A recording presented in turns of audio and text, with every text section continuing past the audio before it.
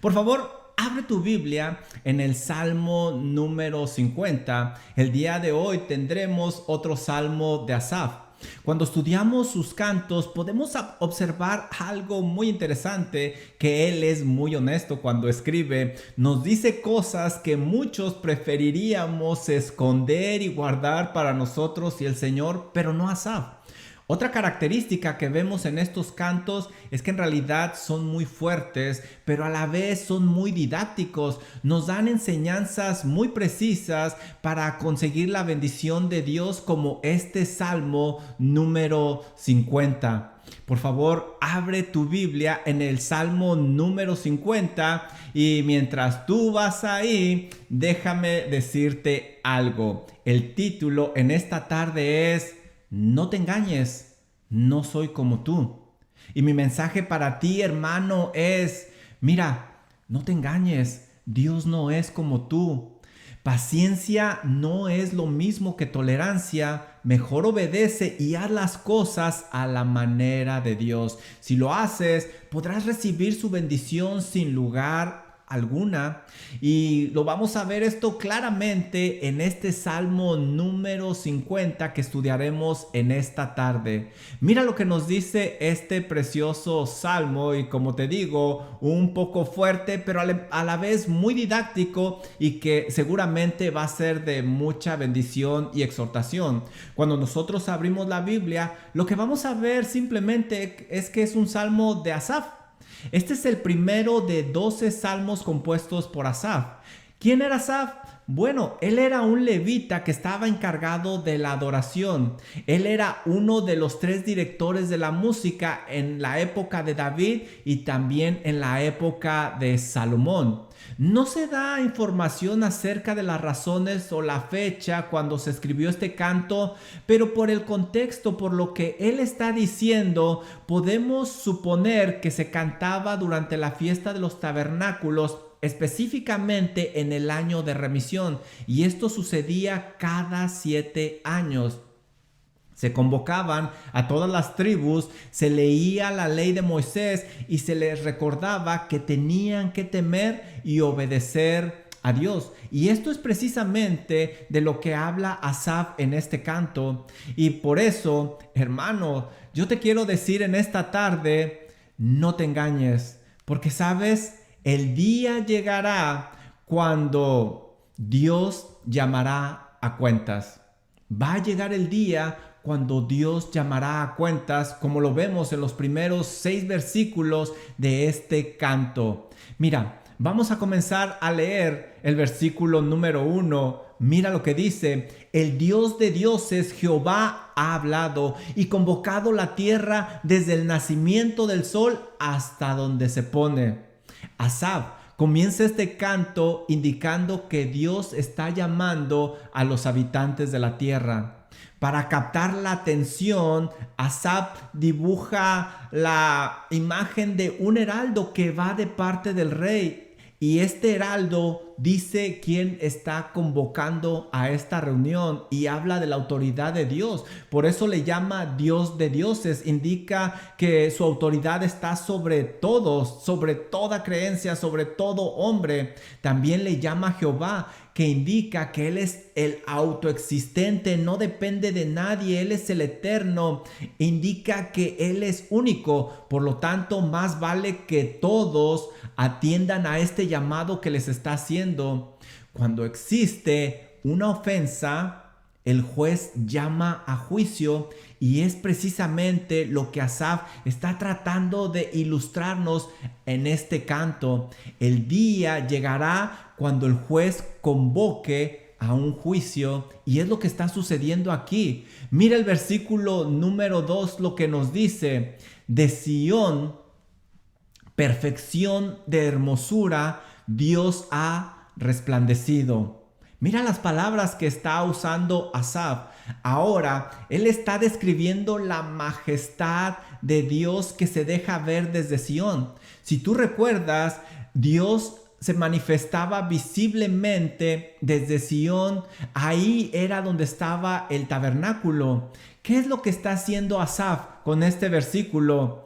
Mira, cuando el juez entra a la corte, Se siente su autoridad luego, luego. Por eso todos los presentes se ponen de pie. Asaf está dando la idea al hablar de la gloria de Dios que se está haciendo presente y esa majestad está ahí, se hace visible y describe la entrada de este juez a la corte que es precisamente Dios.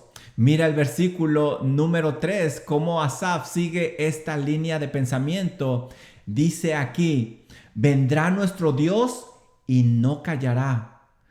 Asaf indica que Dios viene decidido a hablar con los acusadores. Esta frase es muy importante porque más adelante Dios va a indicar que Él guardó silencio por un periodo de tiempo. Lo vas a ver en el versículo 21 cuando dice, estas cosas hiciste y yo he callado. Pero ahora es momento de hablar y Dios viene decidido a hablar. ¿Y cómo va a hablar? Mira lo que nos dice el versículo. Fuego consumirá delante de él y tempestad poderosa le rodeará. El mensaje que Dios trae es muy fuerte. No viene para felicitar a la gente ni mucho menos, sino para reprenderla. Asaf usa dos figuras para indicar la actitud que Dios tendrá con los acusados. Usa la palabra fuego y ponte a pensar qué es el fuego. Es símbolo de prueba de parte de Dios y el fuego purifica el metal y ¿qué hace? Quita todas esas imperfecciones, arrasa con la paja. Así es como se prueba y así es como vendrá este juez que es Dios. Y usa también la palabra tempestad.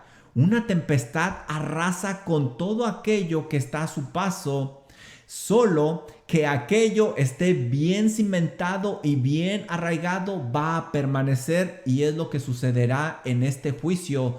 Dios viene como fuego y viene como tempestad y Dios va a dar a cada uno según se merece. Versículo número 4 dice Asaf, convocará a los cielos de arriba y a la tierra para juzgar a su pueblo. Asaf nos está indicando que Dios va a llamar por testigos al cielo y la tierra. Esta es una figura muy frecuente que tú vas a encontrar en la Biblia usada para ilustrar lo que es un juicio y los testigos en ese juicio.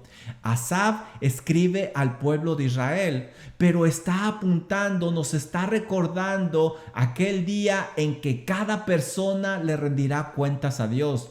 Dice Romanos 14, versículo 11 y 12, porque escrito está, y esto nos dice que va a suceder.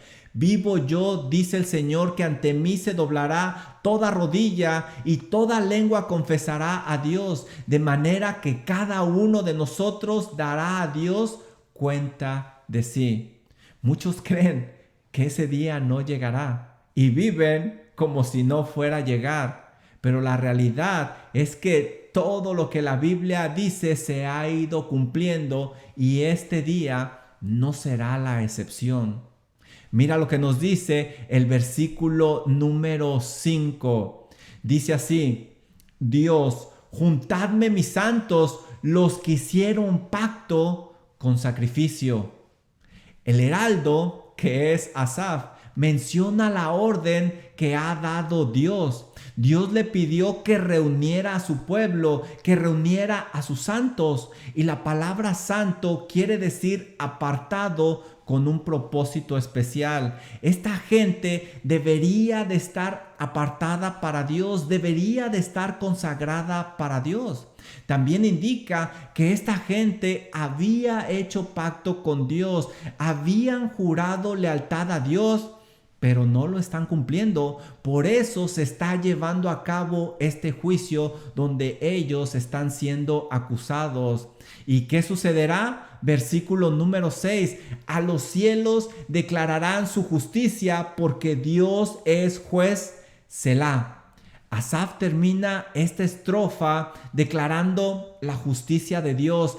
Dios es quien dará el veredicto, el cual va a ser justo porque la naturaleza de Dios es justicia. No hay corrupción en él. El hombre pudiera estar en desacuerdo con el juicio de Dios, pero la realidad es que el hombre está limitado y no está capacitado para juzgar como lo hace Dios.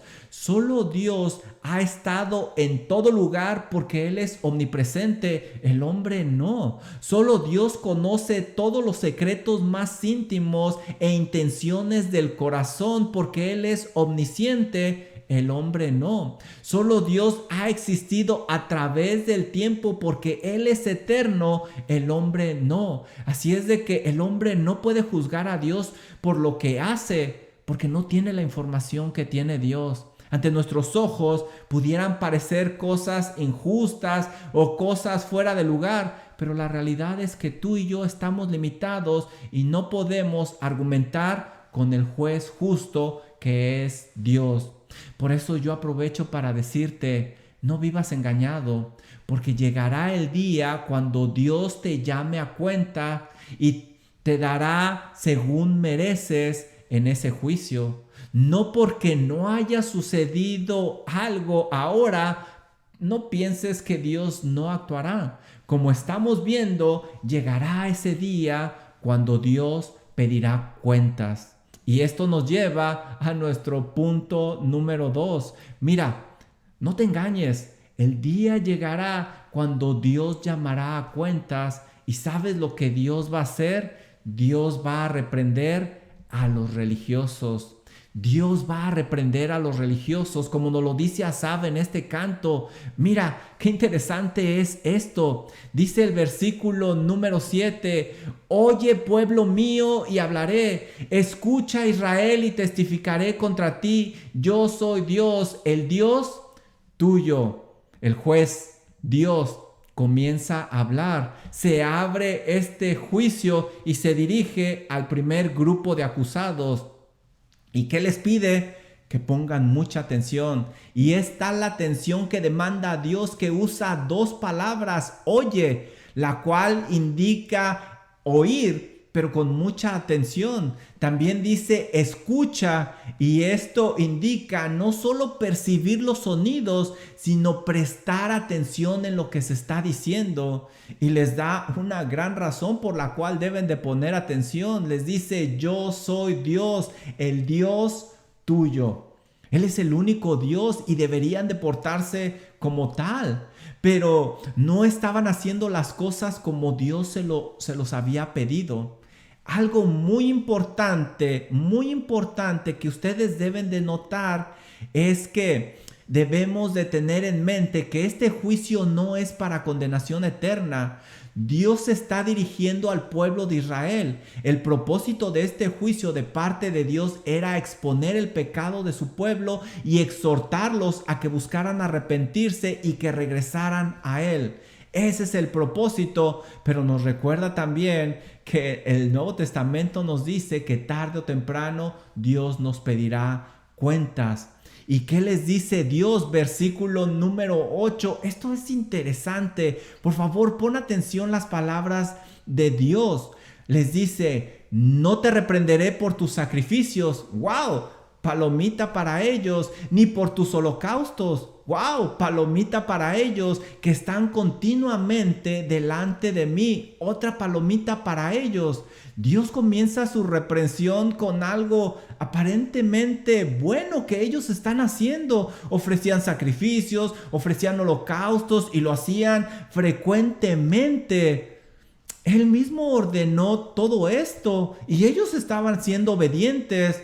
Pero entonces, ¿por qué los está juzgando? ¿Por qué Dios está tan molesto? Sigamos leyendo, versículo número 9. Mira lo que les dice Dios. No tomaré de tu casa becerro, ni machos cabríos de tus apriscos. Y esto también es muy interesante. Dios les dice que ya no quiere que le ofrezcan los animales de sus establos. ¿Por qué Dios ya no quiere recibir lo que le están ofreciendo? Él mismo había ordenado que se los ofrecieran. Parecería esto confuso y a lo mejor hasta injusto en cierta manera ante los ojos de los demás. Versículo número 10. Mira lo que nos dice. Porque mía es toda bestia del bosque y los millares de animales en los collados. Conozco a todas las aves de los montes y todo lo que se mueve en el campo me pertenece. ¿Te fijas las palabras de Dios? Le está diciendo a su pueblo que en realidad Él no necesita nada de ellos, porque todo le pertenece a Él. Ellos creían que le estaban dando algo a Dios, pero en realidad se lo estaban regresando porque todo es de Dios. Pero si se lo estaban regresando y eran obedientes, ¿por qué Dios los está regañando? ¿Qué sucede aquí? Ante los ojos del hombre parecería que aquí está tomando lugar una injusticia. Mira el versículo 12 lo que dice Dios. Si yo tuviese hambre, no te lo diría a ti, porque mío es el mundo y su plenitud. ¿He de comer yo carne de toros o de beber sangre de machos cabríos? ¿Y cuál es la respuesta? No, es un rotundo no. Pero ¿por qué Dios les está diciendo esto? En las culturas paganas se creía que los dioses paganos se alimentaban de lo que la gente ofrecía en sacrificio y holocausto. Por eso se mencionan estas líneas, porque Dios no era como los dioses paganos. Por eso dice que Él es Dios de dioses. En realidad, un ídolo, un dios pagano es nada. Y Él no necesita nada del hombre. Dios indica que en realidad no necesita que le estén dando cosas, porque Él es dueño de todos los animales, y no solo de los animales, sino de todo. Y si llegara a necesitar algo, que obviamente no va a necesitar nada, Él lo tomaría. No tiene que pedirle al hombre o esperar a que el hombre se lo lleve. Dios no se alimenta de animales. Entonces, esto es algo más confuso. ¿Qué es lo que pide Dios de su pueblo? ¿Qué está tratando de decir el Señor?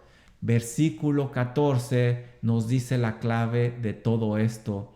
Dice el Señor: sacrifica a Dios alabanza y paga tus votos al Altísimo. Aquí vemos cuál es la raíz del problema. Ellos estaban actuando como religiosos.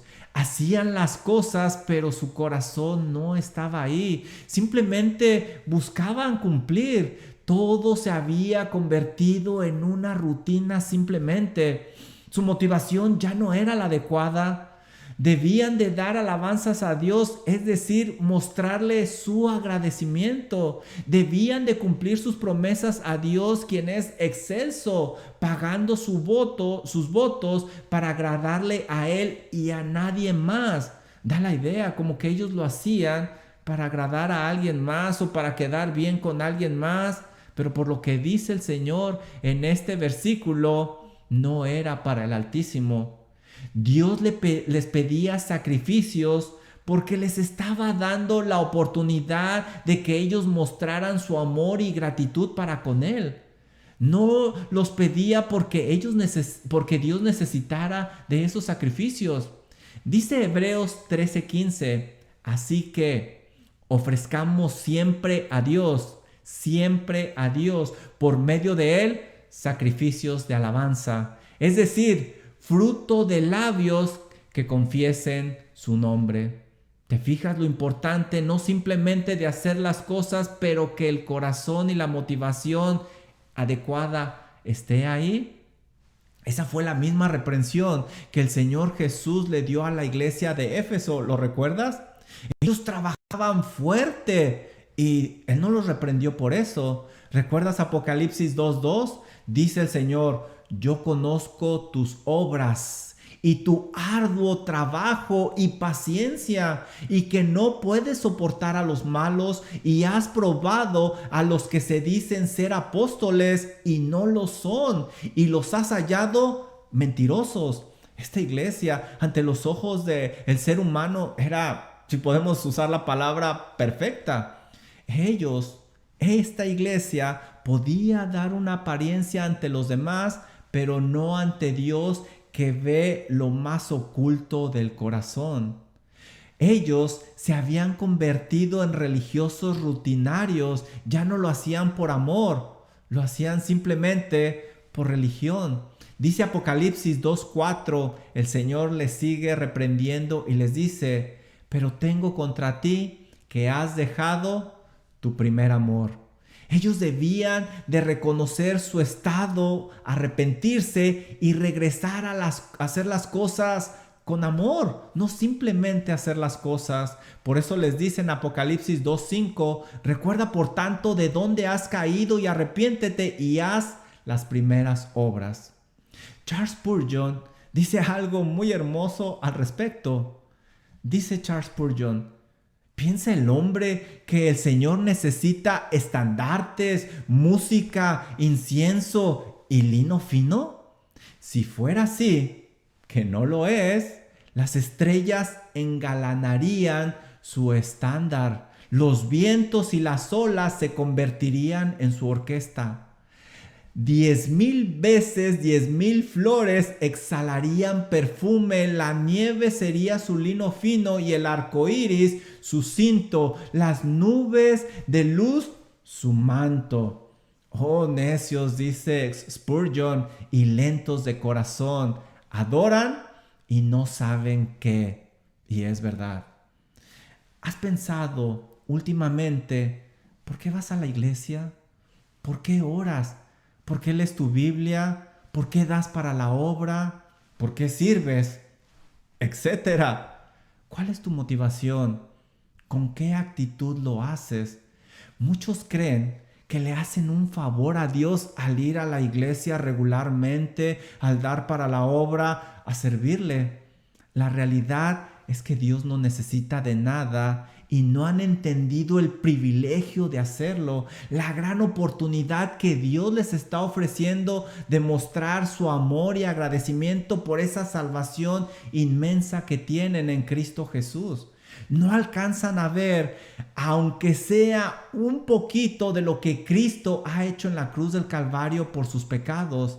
Este tipo de personas ve la vida cristiana muy pesada. Por eso hacen lo que hacen y lo hacen a regañadientes. Pero esto tiene solución. Mira lo que dice el versículo número 15. Dice el Señor, el juez justo: invócame en el día de angustia y te libraré y tú me honrarás. Dios le ha dado a este grupo la raíz del problema, pero no los ha dejado ahí. También les dio la solución y además les promete que habrá grandes beneficios si ellos obedecen. Si ellos ponían su corazón en la obra, si tenían la motivación adecuada, Dios les va a ayudar en las tribulaciones cuando ellos clamen a Él. ¿Sabes?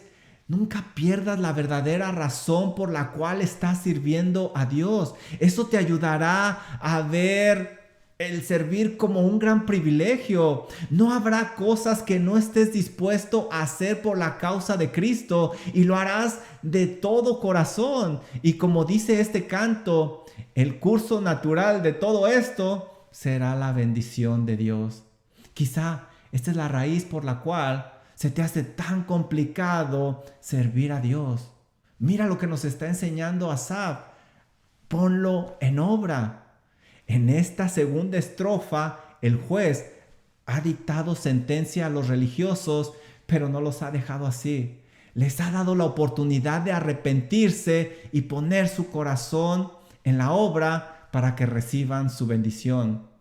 Pero ahora el juez se va a dirigir a un segundo grupo de condenados, y este grupo son los hipócritas. Mira, no te engañes, porque llegará el día cuando Dios llamará a cuentas. Dios reprenderá a los religiosos y también Dios reprenderá a los hipócritas. Mira lo que nos dice Asaf en el versículo 16. Pero al malo dijo Dios: ¿qué tienes tú que hablar de mis leyes y que tomar mi pacto en tu boca? Dios regaña a los malos ahora fuertemente y les dice que ellos hablan de su ley y hablan del pacto que Dios ha hecho con Israel. ¿Cuál está lo malo? ¿Qué hay de malo en hablar de la palabra de Dios y hablar de las promesas de Dios? Bueno, en este caso no lo dijo luego. Ellos eran malos. Dios está muy molesto porque estaban dejando en mal su santo nombre con esa manera de vivir que llevaban. El malo sabía la ley de Dios, pero no la obedecía. Su vida reflejaba algo totalmente diferente. Este tipo de personas eran los que vivían en pecado y todavía tenían el descaro de ir al santuario como si nada y hablar de la ley de Dios. ¿Sabes? Qué gran pesar cuando alguien se dice cristiano y su vida refleja algo totalmente diferente. Refleja una gran deshonra para nuestro Dios. Claramente se ve que tiene un concepto muy equivocado de lo que es el cristianismo y quizá ni cristiano es, porque quizá no es lo que dice ser por su forma de vivir. A ese tipo de personas es a las que Dios está llamando a juicio y tiene una reprensión muy fuerte. Mira el versículo 17. Pues tú aborreces la corrección y echas a tu espalda mis palabras. El malo no quiere la corrección ni las palabras de Dios. No muestra ningún respeto por la palabra de Dios, la ignora como si no tuviera ningún valor, la echa a su espalda para no verla y vivir como si no supiera nada en lugar de ponerla frente a él. Nos dice Proverbios 3:21, Hijo mío, no se aparten estas cosas de tus ojos, guarda la ley y el consejo. Pero el malo hace las cosas totalmente diferente. Simplemente quiere vivir a su manera, quiere disfrutar el momento y hasta ahí. El malo es un necio que está cegado, no alcanza a ver que Dios no quiere que termine mal.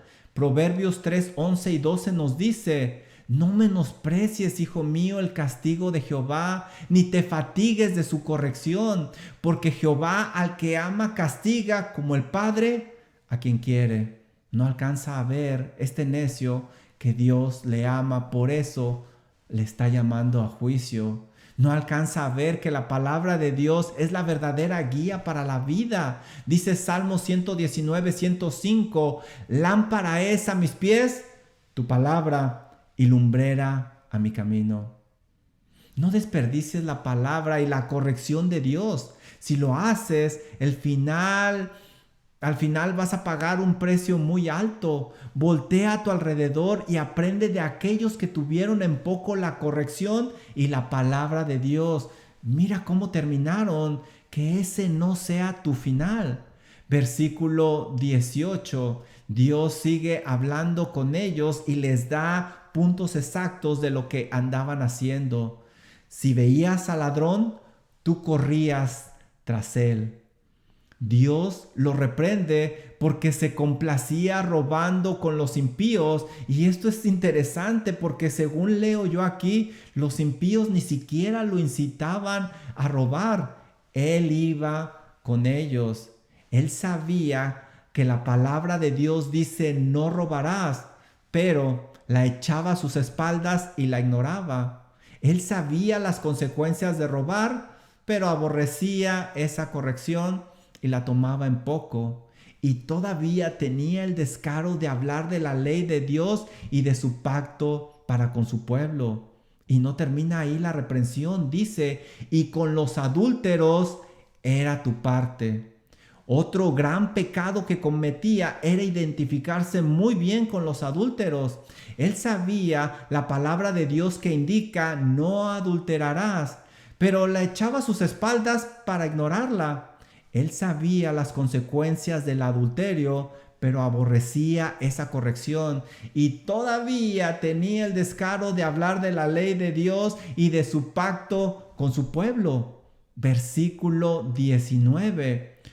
Tu boca mentías en mal y tu lengua componía engaño. Tomabas asiento y hablabas contra tu hermano, contra el hijo de tu madre ponías infamia. ¿Alcanzas a ver lo que hacía esta persona? Otro gran pecado que cometía era usar su lengua para mentir y para engañar. Él sabía que la palabra de Dios indica claramente no mentirás, pero él la echaba a sus espaldas para ignorarla. Aún a su propio hermano de carne ofendía y hablaba mal de él, no le importaba.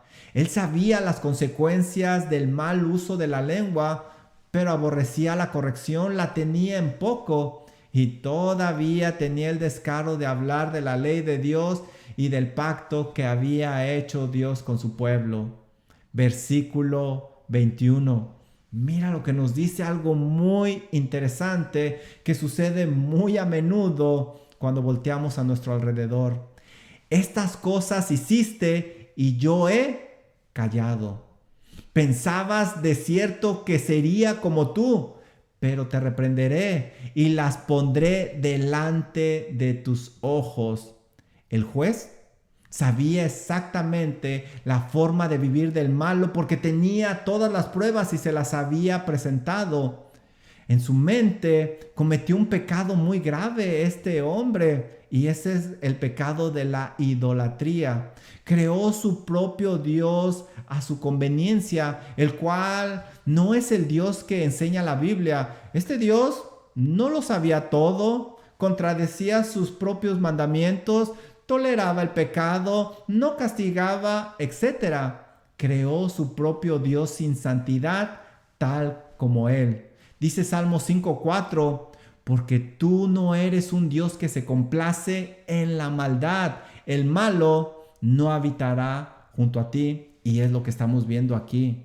Dios guardaba silencio porque Él era paciente y quería que el malo se arrepintiera de su pecado. Pero Él lo malinterpretó. Dice Isaías 57:11. ¿Y de qué te asustaste y temiste? ¿Que has faltado a la fe y no te has acordado de mí? ¿Ni te vino al pensamiento? Dice el Señor. Mira, ¿no he guardado silencio desde tiempos antiguos y nunca me has temido? Dios quería que llegaran al arrepentimiento. Guardaba silencio, pero no sucedía nada. Pero Dios no iba a guardar silencio para siempre. Llegaría el día en que Él pediría cuentas y lo haría con furor. Mira lo que dice Isaías 42:14. Desde el siglo he callado y he guardado silencio y me he detenido. Daré voces como la que está de parto. Asolaré y devoraré juntamente. Cuando Dios habla, lo hace ya airado. Si tú eres como este hombre malo, no te engañes. No hagas tu propio Dios y tu propio mundo de fantasía. Podrás justificar tu pecado de 1000 maneras y quizá la sociedad te lo va a aceptar. Pero sabes, delante del Altísimo no podrás justificarte. Él te pedirá cuentas enérgicamente si es que eres su hijo. Recuerda que Dios no es como tú. No te engañes, no creas que porque pasan los días y no llega la reprensión de parte de Dios, eso quiere decir que estás bien y que ya te saliste con la tuya. Date cuenta que si eres un verdadero hijo de Dios, Él te está dando la oportunidad de que te arrepientas. No permitas que tu corazón se siga sumergiendo cada vez y cada vez más en la inmensidad de tu pecado, porque la sentencia será cada vez mayor. Es mejor que te arrepientas y te pongas a cuentas con Dios hoy mismo, ahora mismo, porque tu corazón se irá endureciendo cada vez más y más y más. Dice Eclesiastés 8:11, por cuanto no se ejecutó luego sentencia sobre la mala obra, el corazón de los hijos de los hombres está en ellos dispuesto para el mal. No confundas la paciencia de Dios con la tolerancia. No es lo mismo. Recuerda que Dios no es como tú. En esta tercera estrofa, el juez ha dictado sentencia a los hipócritas, pero no los ha dejado así como así. Les ha dado la oportunidad de arrepentirse y tomar el rumbo adecuado. Dios quiera que escuchen esta alerta. Versículo 22. Vamos rumbo al final del canto. Dice así: entender ahora esto los que os olvidáis de Dios, no sea que os despedace y no haya quien los libre. En estos últimos dos versos, Asaf exhorta al pueblo a hacer lo que verdaderamente agrada a Dios. La buena noticia es que hay perdón, que Dios es misericordioso y también perdonador. La mala noticia es que la oferta no estará para siempre disponible. Versículo 23. El que sacrifica alabanza me honrará, y al que ordenare su camino le mostraré la salvación de Dios. Asaf les recuerda la palabra de Dios a este pueblo. Les está diciendo que es momento de enmendar el camino, ofrecer sacrificios con un corazón agradecido, con la actitud correcta, tal como lo merece nuestro Dios. Les dice que enmienden el camino. Quiere decir que lo hagan sin hipocresía, que lo hagan correctamente. Entonces ellos llegarán a mostrar su amor con la obediencia. No nada más será externo, sino también eterno. ¿Y cómo termina el canto? Dice Dios: le mostraré la salvación. Le mostraré la salvación de Dios. Si ellos hacían estas cosas con la actitud correcta y corregían su vida hipócrita, Dios les ayudaría. Y qué gran bendición. ¿Quién no necesita la ayuda de Dios? Y están las opciones sobre la mesa: la bendición o la reprensión de Dios. Por eso yo te tengo un reto en esta tarde. ¿Qué cambiarás a partir de hoy mismo para hacer las cosas como a Dios le agrada? Piensa, seguramente ya vinieron a ti algunas cosas que necesitas hacer. Seguramente ya están ahí en tu mente. ¿Qué cambiarás a partir de hoy para hacer las cosas como Dios le agrada? Por eso sería bueno que oráramos de esta manera: Señor, perdóname por engañarme creyendo que usted es como yo. Ayúdeme a servirle de la manera y actitud correcta, porque si lo hacemos, recibiremos la bendición de Dios. Recuerda, no te engañes. Dios no es como tú.